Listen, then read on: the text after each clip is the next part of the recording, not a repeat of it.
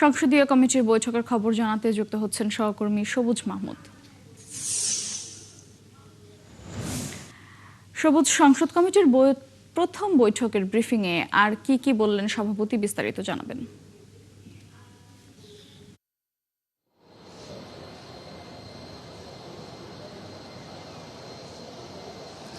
মৌটুসী, আজকে যে সংসদ কমিটির বৈঠকটি অনুষ্ঠিত হলো সকাল 11টা থেকে, সেই বৈঠকে মূলত ত্রয়োদশ জাতীয় সংসদের যারা সংসদ সদস্যরা আছেন তাদের যে আবাসন ব্যবস্থা কেমন হবে, কোথায় হবে, কাদেরকে প্রায়োরিটি দেওয়া হবে, সেই আবাসন ব্যবস্থা করার জন্য কি পদক্ষেপ নিতে হবে, সেই বিষয়গুলো নিয়ে আলোচনা হয়েছে।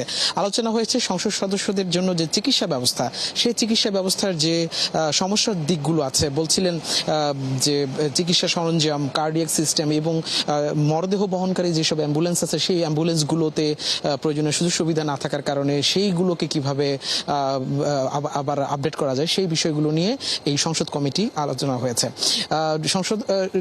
সংসদের যে চিফ হুইপ, সরকার দলীয় চিফ হুইপ নুরুল ইসলাম মনি, উনি আমাদেরকে জানিয়েছেন যে সংসদের ভেতরে যে অডিও বিভ্রাট হয়েছে, সেই যে শব্দ হেডফোনগুলো ব্যবহার করা হয়েছে, সেগুলো আসলে কি কোনো ধরনের উদ্দেশ্য প্রণোদিতভাবে কেউ এগুলোতে এনেছে কিনা, সেই বিষয়টি তদন্ত করার জন্য বুয়েটের বিশেষজ্ঞ টিম এখানে অন্তর্ভুক্ত করা হয়েছে। সার্জেন্ট অ্যাট আর্মস যিনি আছেন তাকে প্রধান করে এখানে তদন্ত করা হচ্ছে, যেন এই বিষয়টি নিয়ে বিস্তারিত প্রতিবেদন তাদেরকে 3 তারিখের মধ্যে দেওয়ার কথা রয়েছে।